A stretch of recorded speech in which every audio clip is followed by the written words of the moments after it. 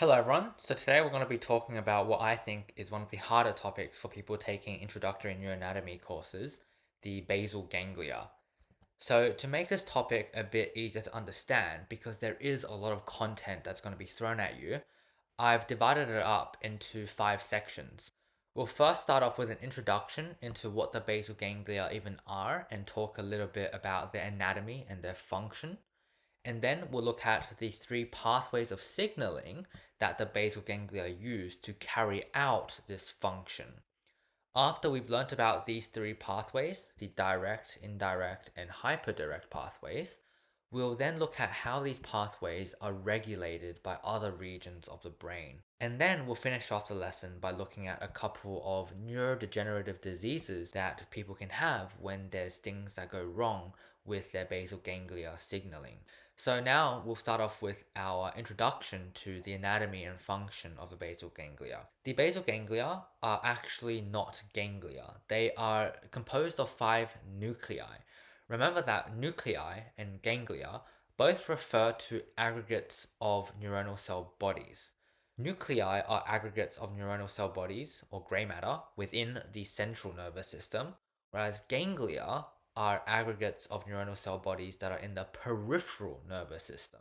However, whilst we call it the basal ganglia, they actually consist of 5 nuclei, so we should really be calling them the basal nuclei and not the basal ganglia. The first 2 of these nuclei are called the caudate nucleus and the putamen. And I've introduced these 2 together because they are collectively called the striatum. And the striatum has this sort of tadpole looking shape in yellow on the left here. On the right here, I've ballooned up this tadpole structure so that we can look more closely at its constituent anatomy. As I said before, the striatum consists of a putamen, which forms this head region of this tadpole structure here. And the rest of the tadpole striatum is made up of the caudate nucleus. Importantly, we subdivide the caudate nucleus into a tail, body, and head region. And you need to be able to talk about the head of the caudate nucleus, the body of the caudate nucleus, and the tail of the caudate nucleus. So be very familiar with that terminology because these regions are important to know. Beyond the connection between the putamen and the caudate nucleus at this neck region of the tadpole here, there are actually further connections between the putamen and the caudate nucleus, and they come in the form of these striatal cell bridges in grey here. These striatal cell bridges are lines of grey matter that, again, further connect the caudate and the putamen. But what's very interesting to know is that between these striatal cell bridges exists the internal capsule, and that is a very cool anatomical relationship to remember. Now, this is the anatomical division of the striatum, putamen and caudate nucleus. However, there's also a functional division of the striatum that we need to be familiar with. That functional division comes in the form of what we call the ventral versus the dorsal striatum. We also call the ventral striatum the nucleus accumbens, and we also call the dorsal striatum the striatum proper. The ventral striatum comprises just this small green region at the junction between the putamen and the caudate nucleus here, whereas the dorsal striatum comprises a much larger part of the striatum. Everything in blue here is the dorsal striatum. The ventral striatum functionally is for what we call reward signaling. So, for example, it helps drive the pleasure that you feel when you eat food, drink alcohol. It also drives the pleasurable sensations that people have when they use drugs of abuse like heroin or cocaine. And as a result, it has a role in driving addiction to these drugs. We will not talk about the ventral striatum that much today. We will focus on the dorsal striatum for the rest of this lesson. The dorsal striatum is responsible for modulating movements, and we want to concentrate again on the basal ganglia's function in motor movements. Now that we've learnt about the striatum, that being the caudate nucleus plus the putamen, let's go ahead and introduce 2 more of the basal ganglia, that being the globus pallidus internus and the globus pallidus externus. These globus pallidi, alongside the putamen, form what we call the lentiform nucleus. And this naming will make sense once we learn about the structure of these globus pallidi and the putamen on the right hand side here. So in this diagram, what I've done is I've drawn the brain from a inside out looking view, whereas before we were looking at the striatum on the previous slide from a outside in looking view. And so what we could see is the caudate nucleus and the putamen and the nucleus accumbens here, but we couldn't see anything behind the putamen. But these globus pallidi exist right behind the putamen, and we can now see it in this view. You'll see that the putamen and the globus pallidi are stacked in this almost pyramidal looking shape. And in anatomy, we call that a lenticular shape, hence why we call it the lentiform nucleus. So that's 4 of the 5 basal ganglia out of the way now. Let's look at the 5th and final basal ganglia, the subthalamic nucleus. To introduce the subthalamic nucleus, what I'm going to do is I'm going to take 2 coronal slices of the brain.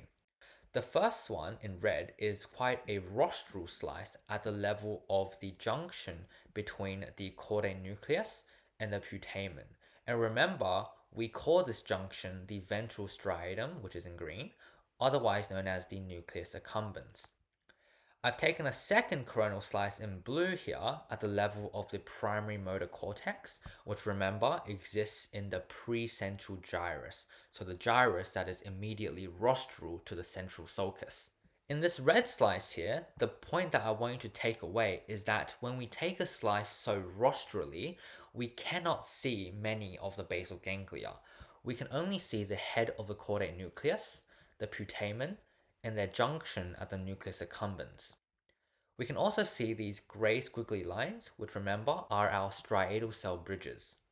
However, if we take a more caudal slice in blue here at the level of the primary motor cortex, we can see a lot more structures. We can see the caudate nucleus. However, remember, because we are further back in the brain, this is now not the head of the caudate, but rather the body of the caudate nucleus. We can also see the 3 lentiform nuclei, the putamen, the GPE, and the GPI, together forming this lentiform nucleus. And we can also see the thalamus here. Below the thalamus is our subthalamic nucleus. So hopefully the naming of subthalamic nucleus should make sense now. Now, that is all of our basal ganglia done, but there's a little bit more to learn about because these 5 basal ganglia don't work alone to help with motor movements.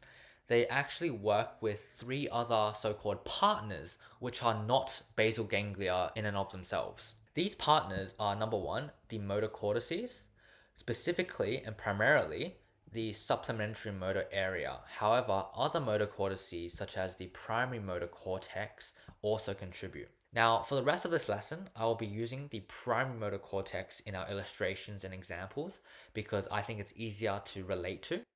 However, please remember that the basal ganglia primarily work with the supplementary motor area. The second partner that the basal ganglia work with is none other than the thalamus. Specifically, they work with 2 nuclei within the thalamus, one called the ventroanterior nucleus and the other called the ventrolateral nucleus, and these are paired structures or bilateral structures. The third partner is what we call the substantia nigra or substantia nigra, however you want to call it. This is a structure that is within the midbrain, and it consists of 2 parts, the pars reticulata and the pars compacta. Now, I know that this is quite abstract because I'm just chucking a lot of terms on you without showing you what they look like, and so we're going to do that now. Let's look at what these 3 partners look like on this illustration on the right here. So, as I said before, we have our primary motor cortex, which we'll use for the rest of our lesson today. But again, remember, supplementary motor area is the main partner with our basal ganglia. We also have our thalamus, specifically the ventroanterior and ventrolateral nuclei. Note that this is not the exact position of the ventroanterior and ventrolateral nuclei within the thalamus. And we also have our substantia nigra here, lower down. As I said before, the substantia nigra is made up of 2 parts, the reticular part and the compacta part. The pars compacta has this granulated appearance because it contains neurons that contain this black pigment called neuromelanin. Conversely, neurons in the pars reticulata do not have this pigment and as a result do not have this granulated appearance. And you will be able to observe this on cadaver specimens within the anatomy facilities. Okay, so that's a lot of anatomy that I've just thrown at you. So let's take a quick recap. We've learnt about the 5 basal ganglia, or more correctly, the 5 basal nuclei, that being the caudate nucleus, the putamen, the globus pallidus internus and globus pallidus externus, as well as the subthalamic nucleus. We also learnt about the 3 partners that these basal nuclei work with to carry out their function in modulating motor movements, that being the motor cortices, such as, most importantly, the supplementary motor area. We also have the thalamus, the ventroanterior and ventrolateral nuclei, and we also have our substantia nigra, and both parts contribute to working with the basal ganglia, both the pars reticulata and the pars compacta. So now that's all of the anatomy out of the way, let's move on to talk about function. Up until now, I've just been talking about the function as modulating motor movements, which is quite vague. How do they actually modulate motor movements? You can think about these 5 basal nuclei and their 3 partners as gatekeepers of voluntary movements. And I think this is best understood using an example. So let's just imagine that you want to move your fingers. You consciously think that you want to move your fingers and your fingers move. And so you might imagine that your brain is just sending one motor command to move your fingers and that's it.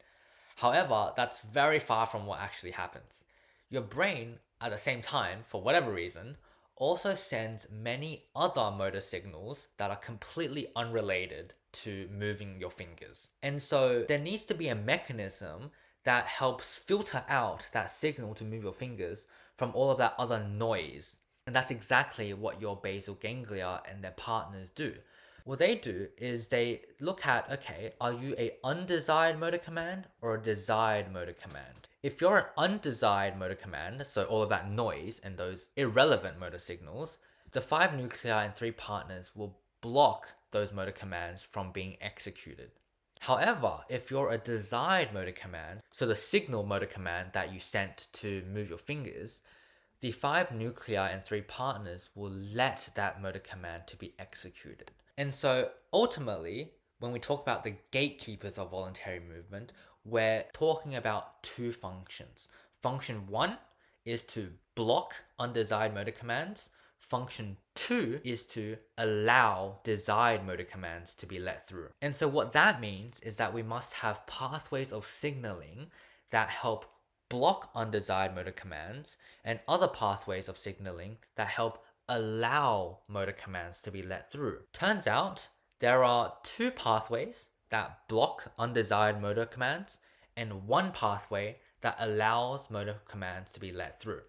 The one that allows motor commands to be let through is called the direct pathway, and the pathways that block undesired motor commands are called the indirect pathway and the hyperdirect pathway. Don't worry too much about this disinhibition, inhibition here too much. I will go into what all of this means later on in the lesson. For now, just know direct, indirect, and hyperdirect. Indirect and hyperdirect for blocking undesired commands, direct for allowing desired commands. So that's it for the introduction, and there was a whole lot of information I've thrown at you. Hopefully the way that I organized it helped you learn it a little bit better. But now we're going to move on to talk more about the signaling pathways that I've just introduced to you. And we'll start off by looking at the direct pathway. So the way that I'm going to teach you the details of each of these pathways is I'm going to teach you 3 things. The first thing is I'm going to teach you what the axonal connectivity looks like within the pathway. So what sends axons to what. I'll then look at what this connectivity or circuitry looks like anatomically. And then I'll finish up with the third and most important thing. That is, I will explain to you how the circuitry actually carries out the function of that pathway. So if that doesn't make sense, don't worry. It will make sense once I start explaining to you each of those three things. Let's start off with the axonal connectivity or circuitry of a direct pathway. So with our direct pathway, we begin in the motor cortex or motor cortices. Remember, this is our first partner, and we'll use the primary motor cortex as our example, as I previously discussed. This primary motor cortex is going to send excitatory projections or axons to the dorsal striatum, so our caudate nucleus plus our putamen beyond that neck region. Our dorsal striatum are then going to send inhibitory projections to the globus pallidus internus and the substantia nigra pars reticulata, so the non-granulated part of the substantia nigra. The GPI and SNR are both going to send inhibitory projections to the thalamus, our second partner. Remember that it's specifically going to be sent to the ventroanterior and ventrolateral nuclei. The thalamus, these nuclei, are then going to send excitatory projections back to the primary motor cortex, and we give these projections a special name. We call it the thalamocortical tract. Alright, now let's look at how this circuitry looks like anatomically in this diagram here. So, as I said before, we begin in the primary motor cortex. We send excitatory projections to our dorsal striatum, which for the sake of simplicity, we'll just treat as just the putamen, but remember, it also includes the caudate nucleus. Our dorsal striatum are then going to send inhibitory projections to both the GPI and the SNR. These SNR and the GPI are going to send inhibitory projections to the VAVL of the thalamus, which then send excitatory projections back to the primary motor cortex, and we call this the thalamocortical tract. Sweet. So that's number 1 and number 2 done, right? Circuitry and how the circuitry looks anatomically. Before I move on to explaining how the circuitry carries out the function of the direct pathway, I just want you to notice 2 things. Number 1, notice how all of my inhibitory projections are via GABA as a neurotransmitter, and all of my excitatory projections are via glutamate as a neurotransmitter. This is very important to remember because it's going to be a recurring theme throughout all of the pathways. Number 2, what I want you to take away is that there is a difference between the function of projecting inhibitorily to the globus pallidus internus versus to the SNR. I won't talk about that right now. I will talk about it later on in the lesson. And to hold myself accountable, I'm going to write it up here. So now let's move on to looking at how the circuitry carries out the function of the direct pathway. Remember, the function of the direct pathway is to allow those desired motor commands, the signal, to be let through and be executed. So what's going to happen is my motor cortex is going to excite the dorsal striatum. That excitation of the dorsal striatum is going to allow the dorsal striatum to inhibit the globus pallidus internus and the substantia nigra pars reticulata. This inhibition on the GPI and the SNR will prevent them from inhibiting the thalamus. So what I'm doing is I'm inhibiting the inhibition. And whenever that occurs, we call it disinhibition. The net effect of any disinhibition is allowing what comes next to happen. And what comes next is the thalamus. So what I'm going to do is I'm going to allow the thalamus to excite the motor cortex again via the thalamocortical tract.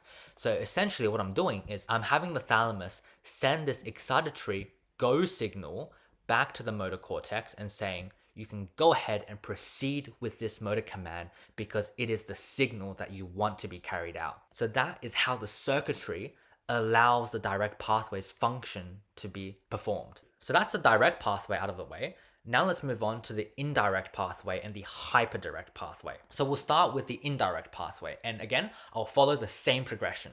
Number 1, circuitry. Number 2, how the circuitry looks anatomically. Number 3, how the circuitry carries out function. So let's look at what the circuitry is. Again, we start off with the motor cortex. Remember, primary motor cortex is our example. We're going to send excitatory projections to the dorsal striatum, which are then going to send inhibitory projections to the globus pallidus externus, not the internus over here, the externus. The externus are then going to send inhibitory projections to the subthalamic nucleus. The subthalamic nucleus are then going to send excitatory projections to my GPI and my SNR. The GPI and SNR are then going to send inhibitory projections to the thalamus, the VA-VL, and then the thalamus again are going to send excitatory projections back to the motor cortex via the thalamocortical tract. All right, that's a lot to handle, but we'll look at it again, but now anatomically. So remember, we start off in the primary motor cortex, excitatory to dorsal striatum, which then inhibitory to GPE, which then send inhibitory to STN, which then send excitatory to SNR and GPI, and then we'll send inhibitory from both GPI and the SNR to the VA and VL of the thalamus. And then we have thalamocortical tract excitation back to the primary motor cortex. I know this might seem a lot, but you need to think about the similarities it has with the direct pathway. Really what I'm doing is I'm undergoing the same exact pathway from the GPI SNR to thalamus back to the motor cortex. It's just the way that I go to the GPI and SNR is different. In my direct pathway, I was doing it in a more direct manner. I was just doing dorsal striatum to GPI and SNR.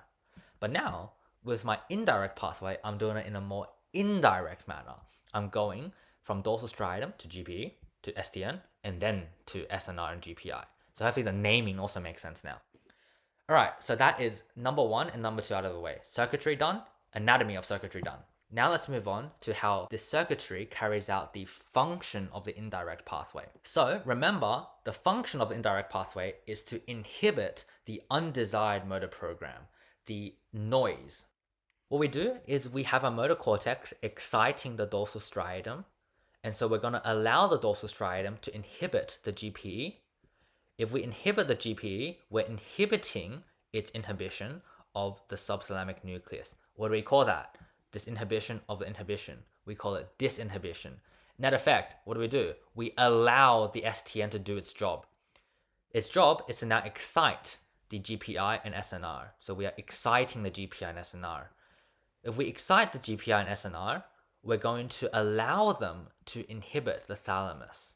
If we inhibit the thalamus, we're preventing this excitatory go signal from being sent back to the motor cortex. So I'm now saying you do not get a go signal. You cannot go ahead and proceed with this motor command because it's undesired. So hopefully that makes sense. So now I'm going to touch a little bit on the hyperdirect pathway, which remember is the other pathway that we use to inhibit undesired motor commands.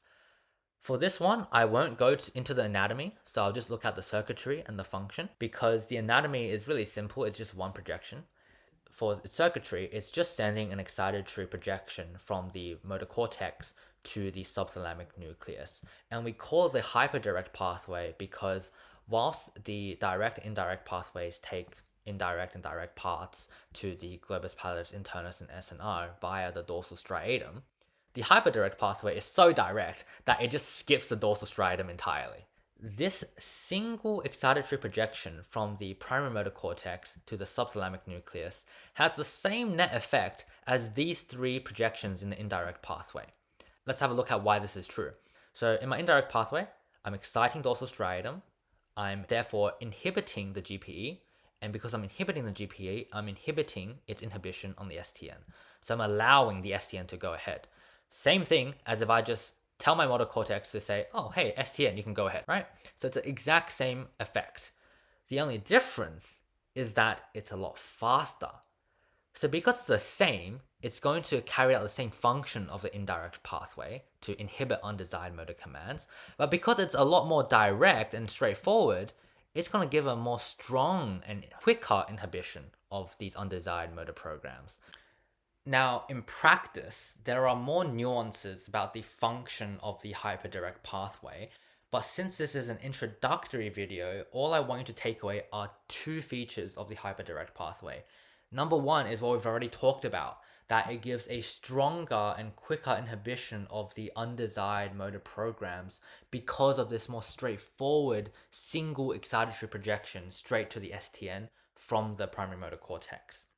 Number two is I want you to know that it is the only one of the three pathways that completely bypasses the dorsal striatum, and that is why we call it the hyperdirect pathway. Alright, so those are the three pathways done. If you understood everything, great job, because it basically means that you understood all of the spaghetti on the page now. As I promised previously, we're going to move on to discuss the difference between the GPI and the SNR. This is very simple. The GPI is responsible for modulating the movements of the distal limb, whereas the SNR is responsible for modulating movements of the proximal limb and axial muscles. What do I mean by this? Let's just take the direct pathway for example. Direct pathway projections to the GPI will be allowing desired movements of the distal limb through. For example, that command that you sent to move your fingers. Direct pathway projections to the proximal limb and axial muscles to allow those movements through will be done via projections to the substantia nigra pars reticulata. On the other hand, indirect pathway projections from the dorsal striatum to the GPI and SNR will have the exact same distinction. Indirect pathway projections to the GPI will block undesired movement commands of the distal limb, whereas indirect pathway projections to the SNR will block undesired movements of the proximal limb and axial muscles. Okay, so that is really all there is to the basal ganglia, and if you understood everything that I've just taught, it is a very, very good start. What I want to do now is I want to develop that understanding even further by looking at how these pathways are regulated. Specifically, we're going to look at the regulation of the direct and indirect pathways. And this is going to sound very confusing because what you would have just learned is that the direct and indirect pathways are regulators in and of themselves, in that they regulate which motor commands get let through and which motor commands get blocked. However, these direct and indirect pathways are themselves under an extra layer of regulation. And this is where it can get confusing because why would you want to regulate something that is already regulating something else? And the way that you can understand this, or the way that I've understood this at least, is from an evolutionary perspective. Because over time, movement has always been something that is very important for any species to get right. You need to be able to hunt down prey, you need to be able to run away from predators. So if you have this multi-layered level of regulation of movement, it's like a failsafe of a failsafe. And that's why it has evolved and come to be. So the regulation of the direct and indirect pathways, by the way, the hyperdirect pathway we won't look at in terms of its regulation, but the regulation of the direct and indirect pathways comes in the form of the second part of the substantia nigra that we haven't looked at just yet, the substantia nigra pars compacta. We'll study this regulation in the exact same fashion that we've done with each of the three pathways. That is, I'll look at the circuitry, how the circuitry looks anatomically, and what the circuitry does ultimately. What is the effect of the circuitry? So let's start. The substantia nigra pars compacta, what it's going to do, it's going to send different projections to the indirect versus the direct pathway. For the direct pathway, it's going to send excitatory projections to the dorsal striatum, to the neurons in the dorsal striatum involved in the direct pathway. In the indirect pathway, it's going to send inhibitory axons to those neurons in the dorsal striatum for the indirect pathway. Now, very important to notice, up until now, all of our excitatory signaling has been what? Glutamate. All of our inhibitory signaling has been what? GABA. Substantia nigra pars compacta, these regulatory projections, it's only dopamine. Dopamine and dopamine. However, dopamine can have both a stimulatory function in this direct pathway projection, and it can also have an inhibitory effect in this indirect pathway projection. Why is this? Well, it's because of different dopamine receptor populations in the dorsal striatum. Specifically, the neurons in the dorsal striatum involved in the direct pathway are going to have D1 receptors, which are GS-coupled G protein receptors. Whereas indirect pathway neurons in the dorsal striatum are going to have D2 receptors, which are GI-coupled GPCRs. GI-coupled GPCRs are inhibitory, GS-coupled GPCRs are stimulatory. And that is where this differential function of dopamine comes from. So that's the circuitry out of the way. Let's look at the anatomy of the circuitry. It's just one projection from the SNC to the dorsal striatum. One projection from the SNC to the dorsal striatum. In the direct pathway, this projection is excitatory. In the indirect pathway, this projection is inhibitory. So now let's move on to the third thing. What is the effect of this regulation? Well, all we're doing is we're exciting the direct pathway. So we're increasing the function of a direct pathway, which is to allow motor commands to be let through. So basically what we're doing is we're allowing more motor commands to be let through. In the indirect pathway, I'm inhibiting the indirect pathway. So what am I doing? I'm blocking the effect of the indirect pathway. The indirect pathway's function was to block motor commands. So if I'm blocking that block, I'm ultimately allowing more motor commands to be let through. So both of these regulatory projections, they work with each other and they add with each other to allow more motor programs to be let through. That is the regulation. Now, if you've reached this point, you have learnt all of the circuitry there is to know with the basal ganglia, which is why I'm going to consolidate everything and look at a couple of neurodegenerative diseases that we can have when some of these projections go wrong. So we split the disorders of the basal ganglia into two categories, the so-called hyperkinetic disorders and the hypokinetic disorders. For the hyperkinetic disorders, we'll be looking at two examples, Huntington's disease and hemiballismus. For the hypokinetic disorders, we'll be looking at one example, that being Parkinson's disease, which I'm sure everyone has heard of. With these hyperkinetic disorders, the symptom is in the name. Hyper, many, kinetic, movement. Many movements. In other words, so many movements that these movements are uncontrolled voluntary movements. That is the characteristic symptom. We call this dyskinesia. With our hypokinetic disorders, same thing. Symptom is in the name. Hypo, reduce. Kinetic, movements. Reduced movements. So we have a reduction in the movements that we're able to make. In this case, we're going to have insufficient movements. We're going to have difficulty moving. And we'll call that bradykinesia. So let's start off by talking about the hyperkinetic disorders. Those with dyskinesia or uncontrolled amounts of excessive movement. Both of these hyperkinetic disorders affect the indirect pathway, which is why I've drawn a dotted line box around the hyperkinetic. However, they affect different parts of the indirect pathway. Huntington's disease is characterized by neurodegeneration in the inhibitory projections from the dorsal striatum to the globus pallidus, whereas hemiballismus is characterized by degeneration of these excitatory projections from the STN to the SNR and GPI. Lesioning either one of these, the effect is to decrease the function of the indirect pathway. So we're decreasing the amount of commands that get blocked. We're allowing more commands to be let through than should be. And that's why this is hyperkinetic. I'm allowing so many commands through that shouldn't have normally been let through.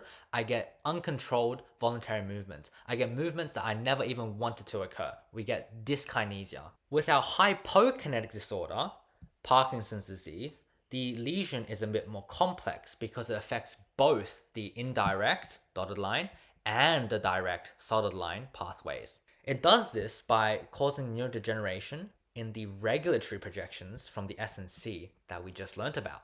This excitatory projection to the dorsal striatum and this inhibitory projection to the dorsal striatum.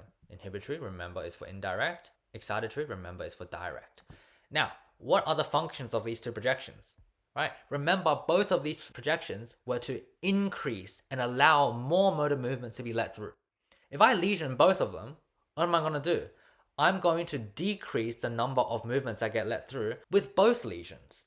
So if I decrease the number of movements that get let through, what am I doing? I'm decreasing the amount of voluntary movements that I have. And so even if I think to move, it's not always going to be executed. I'm going to have difficulty moving. I'm going to have bradykinesia. And you can think about this as well as simply lesioning this inhibition on the indirect pathway increases the effect of the indirect. Lesioning this excitatory projection on the direct decreases the effect of the direct. Okay, I know that was a lot that we got through, but hopefully everything made sense. If you have any feedback about what worked well for you and what didn't work well for you in terms of helping you learn, please leave them in the comments below. or fill out the feedback form. Thank you so much, and I'm hoping you have the best rest of the semester in all of your studies.